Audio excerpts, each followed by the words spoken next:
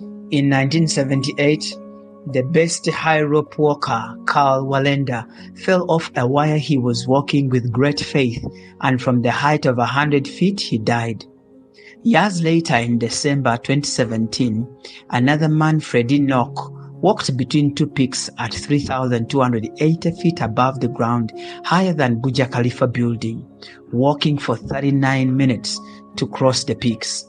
It is believed to be the highest walk of faith on a wire ever recorded in the Genesis Book of Records. The Bible brings to us another man who walked the greatest walk of faith, this time not on a wire, but on Mount Moriah, and his name was none other than Abraham. The hardest mile you can ever walk is between your seat and the altar to give your biggest offering to God. That is when you see your conscience reasoning with God. Tears may fall, the heart may break at what you're about to give, but in sacrifices we make a life. The greatest sacrifice today is giving our bodies undefiled as living sacrifices, holy and acceptable to God. Just as Isaac carried the wood to the altar to be sacrificed, in the same way Christ carried the cross to Golgotha to be sacrificed. Abraham answered Isaac, God will provide the lamb.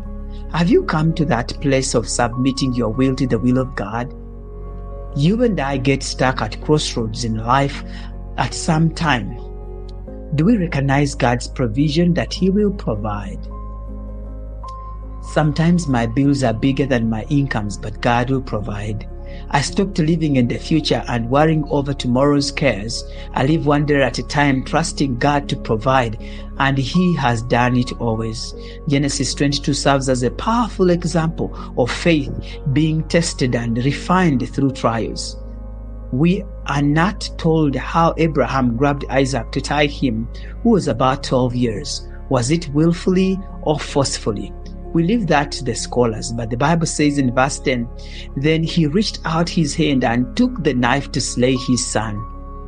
In the school of law, this only act is termed as attempted murder, yet to God it is real murder. Unto God, Abraham killed his son, but unto us, the readers, he attempted to kill. Verse 16, since God could not swear by anyone greater, he swore by himself to bless Abraham and make his descendants as numerous as the stars in the sky and the sand on the seashore. The ram caught in the thicket was a shadow symbolizing substitutionary atonement of Christ for all of us. God will test us with the things that matter a lot to us, like jobs, recreation time, gadgets, money, and etc. Will we say yes to Him? There will always be distractions and a struggle for priority. Shall we learn to leave them aside and go deeper with God? Let this be our encouragement in a world of bad economy and losses, that God will provide. Let this be our anthem amidst bad reports, that God will still provide. Even if all the economies of the world collapsed, God would still provide. Stop counting and count on God's provision. Thank you for listening. Patrick, Living Word Community. God bless you.